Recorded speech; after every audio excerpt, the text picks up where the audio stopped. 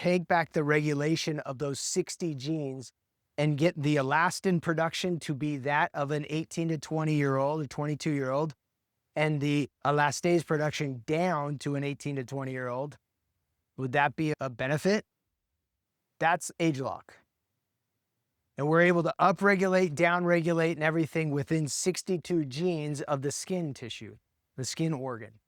And clinically, we can prove that we can get that production either up or down or wherever it was within 92% of where you were between 18 and 22, no matter what your age. That's ageLOC. ageLOC is a technology. It's not an ingredient. It's not a product.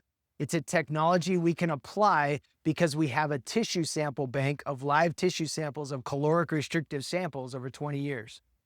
So then we can mimic the desired benefit. Google LifeGen Technologies and look at their patents. They might be on the border of running out, but their patents are the ability to measure genetic expression by the use of heat mapping by organ in the body. Heart, lungs, liver, kidneys, skin, every single organ. Who owns those patents? We do. We do, because we bought the company in 2012. We only had to pay $15 million for the company, but the promise to continue to fund their research. That was the terms. But we own the tissue sample bank, we own the patents, we own the technology. Now take that same thing and plug it into R squared, and now it's 52 genes in the mitochondria of the brain, heart, and muscle tissue. Take it into ageLOC Youth, it's 1,000 genes to cleanse the cell, help with cellular turnover, because as you age, your cells turn over a little bit slower. They don't cleanse and get rid of the crap as easy, things like that, but it's 1,000 genes that Youth is working on. And so you start putting this together. Does anybody here understand the studies that are done on ageLOC Youth? Very few people even know that they exist. It's the only it's the only supplement that I have ever heard of that has a full-blown functional MRI study that's been done on it that proved cognitive brain regeneration within 6 weeks. What the study proved was, so you sit in an MRI machine where they can monitor your brain and they start asking you questions, and they see what parts of your brain fire. And what they found is that large matter in the brain was not firing, and 6 weeks later, it was firing. And they don't broadcast it because they're afraid of what we would say if we say it. Because if you say more than that, we're in trouble, Alan. We all know. But you start to put that together, that's huge. I mean, do you know how many people should be on that supplement just because of that? Do you know we have a double-blind study on LifePak that says that it will decrease the oxygenation of your LDL cholesterol by 69%. Not your score. It's not going to lower your cholesterol score. We can't say that. But what we can say is it takes the bad cholesterol and makes it 66% less sticky to your arterial wall. That's what creates. For most people, that's reason enough to take LifePak. And yet we never talk about it, ever. Why? Because we just put your finger in front of a prism and we promise that your score will go up. And that's easier. But we've got to understand these stories exist. Like, I take people on this tour every time, not for the goal of you being able to regurgitate the information, for the goal that when you leave, you're saying, I never will take a supplement from another company ever again. That's my goal. That's the intention. Because my family, I won't do it. It's not going to happen because they're not doing this type of research. They're just not. And please kind of echo when you talk to corporate. So I'm not the only voice that we've got to produce videos, 30-second videos, 60-second videos. We got to highlight our scientists because we're trying to create now continuing education on our products so that everybody that's on a subscription is getting dripped on of, hey, this is why you're on the product. This is why you're on the product. This is why you're on the product. Dr. Joe's great about too. He makes it so I can understand it. He's great about taking a complex thing and making it accessible to even the non-science. Yeah. Amazing. But it needs to be more than just me saying, like, we've been beating that drum for a long time, but We have the capabilities now within our company to create target email campaigns. So if you're on LifePak, we can target LifePak. If you're on youth, we can target youth. So we've got to create these campaigns. And it's not just email, and that's not going to be the only answer, but you add that to the rechecks and everything that we've been talking about. I think we can get our retention up in that 80-90% range instead of the 55-65% range. Is that safer like that? We're working on it. We're working on Beat on some people for me. Talk to Buck, talk to Ricky, talk to Kathy. Like, that's who we need to work with. and your comments on the recent Stanford study and Joe's drawing and social. Oh, it's amazing. That Stanford study. Guys, Can you speak a bit louder? I've tried, but I'm dying here. May, okay, is it May or May? May, June, Sorry. July. You said that to me like 10 minutes ago. I'm sorry. All right, so the question was, can I comment on the Stanford study? Number one, it hasn't come out yet. We got the bulletin on it and it's coming. But you need to understand when it comes to studies, when it comes to the scanner, to LifePak, we have 110 published peer-reviewed clinicals on the biophotonic scanner, proving that it's more accurate and reliable than blood serum testing. Okay, Yale, they did a 10-year clinical on the biophotonic scanner and they published 2 outcomes. They said, number one, it was the best way to measure fruit and vegetable intake in the human body. And number 2 is the best way to affect behavioral change. Yeah. Hardest thing for doctors to do, period. They're going to get lied to more than anybody. You could be 300 pounds overweight. How many fruits and vegetables do you eat? I eat 6 to 8 every day. It's like bullcrap. Okay. But, and then you're asking that physician or that doctor or that individual to see that patient once a year for 10 minutes. Now change their behavior. But every physician knows that if they were to change 2 behaviors, you can change all of the outcomes or a ton of the outcomes that they're worried about. But they have no time. They don't get paid for it to do it. And it's a broken system. That's why we have doctors that come here, because they're looking for ways to change that system. Then we come into Prism. Now, Prism uses a different technology than the biophotonic scanner, but there are 80 published peer-reviewed clinicals on that technology on not Raman spectroscopy, but on spectral array. Okay, and that spectral array has 80 studies that prove that you can use that to also measure antioxidants. Then we have 5 clinicals. One Stanford that hasn't been published officially yet. They've been teasing about it, but it hasn't come out yet. 2 that have been published, and then 2 more that are about to be done as well. So there'll be 5 on top of the 110, on top of the 80. There are going to be 5 more, and they'll continue to come. Okay. What those studies prove is that taking LifePak will increase your score, that a blood serum test, as well as a Prism test, as well as a biophotonic scanner test, all tell you the same thing. They're all correlated together. And these are pretty darn significant studies, especially the Stanford one really puts us over the edge. So I'm not going to speak a lot to that till it comes out. And then because I also don't want to misquote it. And then you're like, well, what Scott said, I go with what's written, once it comes out. But the studies are there. Is that fair? Yes. Does that help? A lot of people are like, well, what do I say about this score or that score? First off, make sure they're using it right. Yep. Okay. The Prism is incredibly sensitive. And there is a checklist, and we've worked hard to get that checklist in the app so that it's duplicatable over and over again. But if you are not washing your hand, if it's not calibrated, if you do not calibrate the Prism before every assessment, why? What are you doing? It takes 15 seconds. Calibrate the dang thing. Yeah. I don't care if you have to do it 5 times a day, just erases all the question marks, right? And so calibrate it. Make sure their hand is clean. Make sure the lens is clean. Put their hand on a table and put it like a mouse, and then put their finger over it. If you can see any light with your finger, you're doing it wrong. You can't see light. It changes the score. If their finger is too skinny because they're a female or they're a child, use their thumb.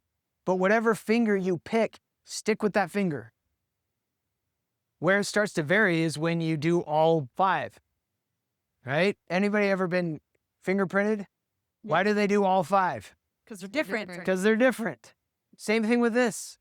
It's going to be just a little bit different. And the more different, the greater the variability. And then people are like, oh, it doesn't really work. No, it works. It's just really sensitive. It works better than we ever imagined it would work, to be honest. The best way I have to explain it is the biophotonic scanner. If you took a forest, the biophotonic scanner measured a tree. It took that oak tree and said, this is what it is. This is how old it is. This is how big it is. Everything to do with it. And now all of a sudden, Prism's looking at the whole forest. And we're learning stuff and moving stuff. And you're going to see so many other things. That same Prism is going to be updated at one point, and it's just going to be able to measure this or measure that or do this or do that. That's incredible. And it's already built in there. The hardware's already done. It's just a software update. And so they just keep playing with the algorithm to work with. And the more scans we do, the tighter the algorithm gets. Have you guys noticed that? Yes. Gets a little tighter every time. Okay, it's pretty incredible when you start putting it together. Okay, we're gonna all shuffle and sit to that next window. That was amazing. Oh, yes. Thank you. Maybe I have a mint. Does anybody have? I have That would butterrum. be great. Mint. You have what? I have butterrum likes. A bum? A What? butterrum Oh, likes. butterrum. I Sure, I was like, what? You don't know that? What did you say? Is this Canadian? Butterrum. I don't know. I know what butterrum. I'm good. Yeah, sure. Well, I had a guy who would not let me do it because he said, I don't want to be fingerprinted. You're reading my biometrics. We are. They would not let me see. That's too bad. Sorry. Yeah. All right, guys. Keep going. Oh, Keep excuse going, me. keep Yeah, going, you're keep going. good. All right.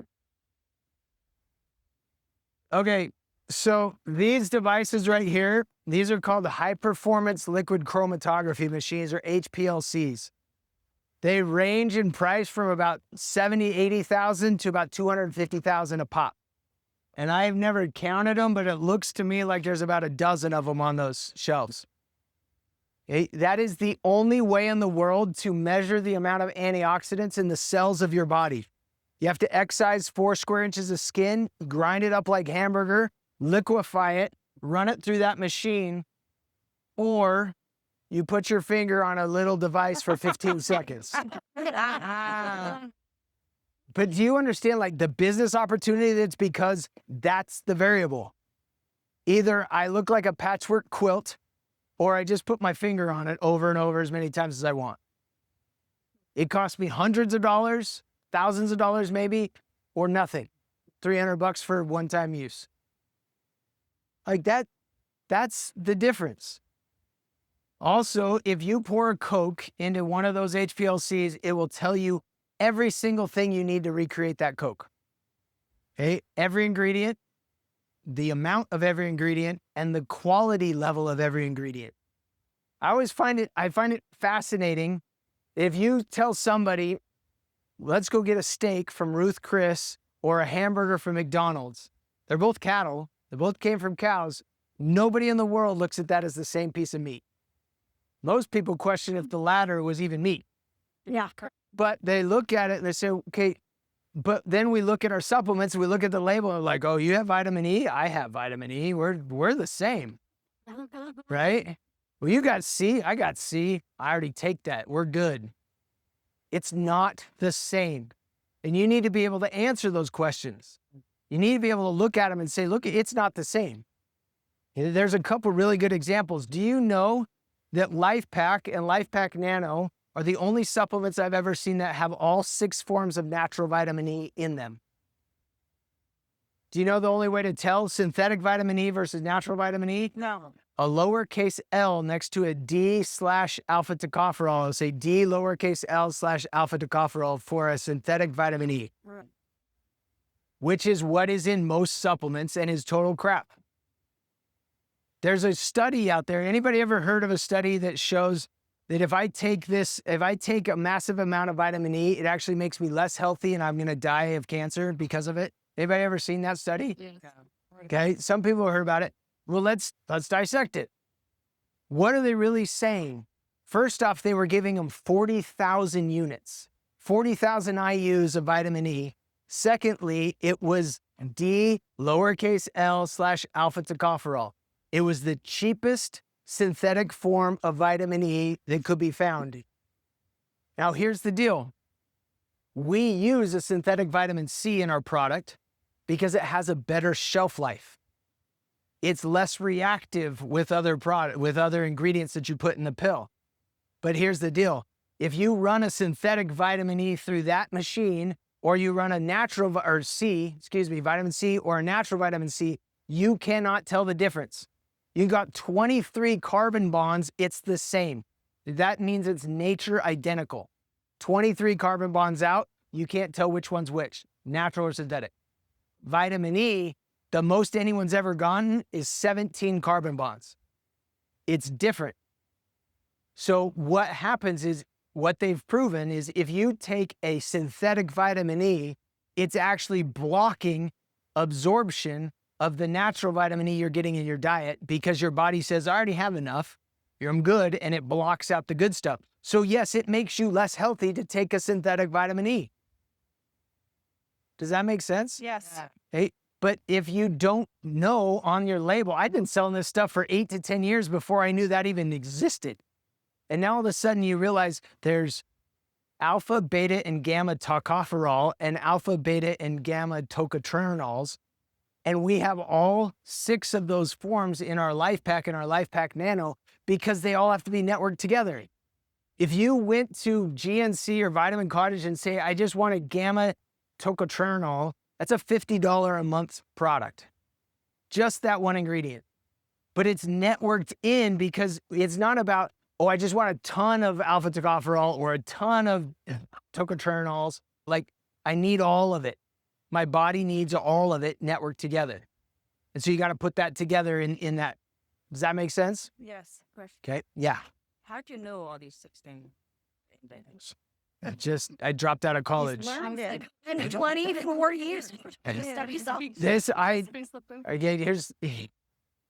if you tell me something, I can remember it. If I have to read it, I can't. But if we talk about it, I can remember it. Stories or whatever. It's just almost everything I've learned from listening to Joe Chang, Mark Bartlett, Carson Schmidt, other doctors in my group. And once I hear him present on it, I could present it. Wow. And so this is also, guys, when I started this business, I was 22 years old and I lived in an apartment with 6 guys about a mile from here. I couldn't take anybody to my apartment and be like, you guys could have this. I mean, come on. My wife, when we were dating, she called my apartment the cabin. I mean, we hung a heavy bag from the middle of the room and we'd swing off the stairs on it. You're not taking anybody there and be like, hey, come to the business. So I came here every day. Scott Schwartz let me use his office to make phone calls.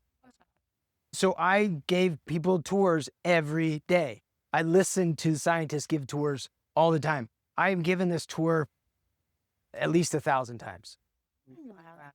I mean, you just start going through it. Okay? So that's what I'm saying. Don't do this in hopes to just regurgitate the information. Number one, it's not going to help you sell anything. If you take one point, it might help you sell it. Again, my goal is that you never take a supplement from anybody else after this tour because no one's doing this stuff. Nobody. Like, we are in a world all by ourselves. And everyone's like, oh, but you're a network marketing company. Get over it. We do things differently. And until you're willing to take a look and understand that, then shut up. Here. Right? And so you got to understand, like, I have brought people through this. I remember bringing through one guy and I started spouting off facts about, well, the FDA did this or that. And he's like, I work for the FDA. And I was like, oh, crap. And then he was like, actually, because I was talking about absorption of other products. We used to have, Alan, were you around when they had what's called the Life Pack Challenge? You remember that? Oh, it was awesome. You could type in any product on the market and it would tell you the difference between that product and Life Pack, why it was different, why we chose for it to be different. And then legal was like, no, we can't do that. So they took that down a long time ago. But people look at it and they say, well, what are other products doing? Do you know? The fact is, guys, our scientists have measured every product. Every product. I have called them and said, what about this product? They're like, I don't know. Give me a week. They went and bought the product, ran it through all this stuff, and came back and they're like, this is where it's deficient. You know, you start putting all of this together, and I mean, just this. And there's over $1 million, $1.5 million worth of equipment on that table. Nobody else has that. They're not putting that together and bringing it to market for all of us. And yet again, we're not talking about it enough. Please start telling them to start talking about it. I guess that's my one thing I hope you come out of this too, is everybody else starts pounding on them, not just me. Because we've got amazing stuff. We just have to do a better job of telling the world we have it. Yes. It's the great work. Yeah. Okay. Where was I? FDA. Yeah, I'm not going there. Oh, one cool thing on that. You know, if you spit in that machine, it will tell you everything you ate in the last 24 to 48 hours. That's pretty cool that it can do that. Like, it's that sensitive. It's not going to tell you what food, but it will tell you all of the nutrients that you got in the last 24 to 48 hours. It's amazing. I think that's pretty cool. It's amazing. Okay. I know. All right. You guys start looking through there, but it's a smaller window. So kind of cycle through. I'm just going to keep talking here because I know what's in there. But in the very back, there are 2 machines, maybe 3 that are high performance liquid chromatography machines. So the same as this, but they have a tower, a light tower on them. That light tower is a mass spectrometer. So think of a high school chemistry class when you were building, molecules, and you're like, oh, I could build H2O, or I could build, hydrogen dioxide or whatever. And you're putting them together with sticks. Anybody else remember doing that? Yes. It's like the last Yes. chemistry class I ever took. But you start putting that together. Every product we have ever sent to the U.S. Olympic Committee has had to run through their devices. Those devices are worth about $400,000 a piece. The USOC has a ton of them. So when they have deemed all 27 products that we've ever submitted to the Olympic Committee as worthy of Olympic consumption, now that means shampoo, lotion, that means body wash, but it's also Cordymax, it's also R Squared, it's also Life Pack, Corditrol. with that. It's all of this stuff. I get that. But it isn't, oh, I took Life Pack, I peed in a cup, and I passed the test, therefore I'm good. No, they're throwing it through the HPLC because then they can also look at it in a 3D model and say, what if you were also taking creatine? And what if you're taking this protein? And what if you were taking a steroid? Would it mask it? And they're looking at every way that they've ever known anybody to cheat. And they've said, what if we did all of this stuff? Does it give us a false negative or a false positive? Does it go through this or does it go through that? And so it's a much higher level. It takes almost a year to get through that testing, but we're 27 for 27 on those products. We are no longer, but we were the first official Olympic supplier of nutritional supplements starting in 2002. We stopped paying the $20 million a year for the Olympic ring on our box. Just wasn't worth that part. It's the same. Next Olympic. When it's back here in Utah, there's a possibility because that's when it started. Yeah. So we have to pay to get them the product out. Yeah. I don't understand. Yeah. So we had to pay for them to, we've got to submit the testing, but we had to pay $20 million a year to put the Olympic rings on our Life Pack box. Oh, I see. But anybody can sponsor the Olympics. Very few people can actually, become the suppliers, right?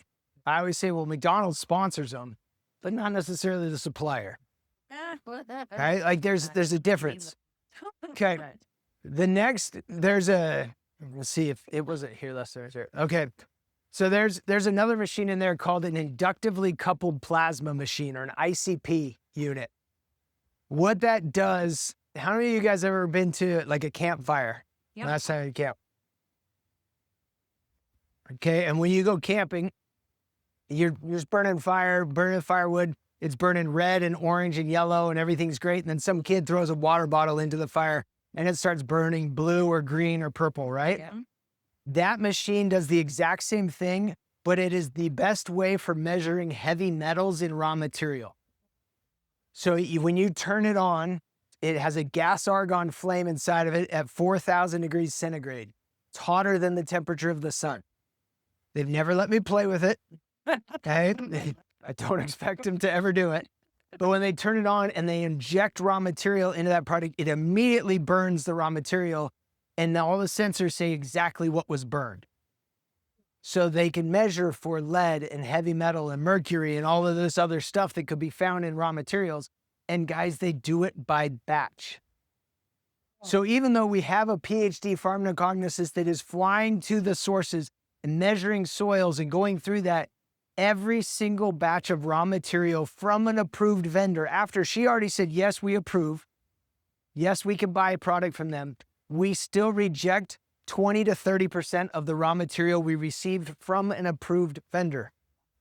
Because we have on top of our scientists 30 to 50 quality control experts, that those quality control experts run and sample everything in a random sample of the raw material, send it to be manufactured in our manufacturing facilities, and then random sample after manufacturing so that what is on the label is exactly what's in the pill. Yes. It's been random sampled twice before you put it in your body. No one does that. I mean, nobody. If you talk to the guy that set up this whole lab, there's a room, if you go through that back door and around, it's kind of behind that solid wall-ish, because there's also bathrooms and stuff back there, but it's his favorite room. And you walk into the room and it looks like a wall-to-wall thing of about 4 to 8 Sub-Zero freezers. And all it does is stability testing for quality control, because we sell product in 48 different countries, give or take, in 4 different quadrants of the world. And the hot, dry community or cold, temperature of Utah is different than the incredibly hot, incredibly humid part of Malaysia. And so how do you know if the product, what is on the label is in the pill, if you haven't tested your product for 6 months and a year before making sure that what is on that label is in the pill? Why does our product have a shelf life? Because we only test out stability for a year. And so we can guarantee that what is on the label is in that product a year out. Do you guys realize that 2 years ago, we had the new LifePak standard set? It was done, and it made it through the first 6 months of stability testing, and it failed at a year. And because it failed, they had to reformulate it, and it was another year before we could come out with it. It was like, you guys gotta be kidding me. We had everybody all excited and everything else, but they had to start over, and they weren't gonna compromise and say, well, if we just did this. No, they started completely over, whole new year. Nobody does that. When the pandemic hit, how many products people were running out of, right? You guys remember we stocked out a LifePak? Yes. Yeah. When you have a subscription-based business that is LifePak and LifePak Nano, you know how painful that is when it's like, oh, we don't have it for 60 days. What? What do you mean? I don't have it. I can't send it to my to my customers for 60 days. Do you know what happened? We had one ingredient out of the 60 plus ingredients that was 0.05% off of the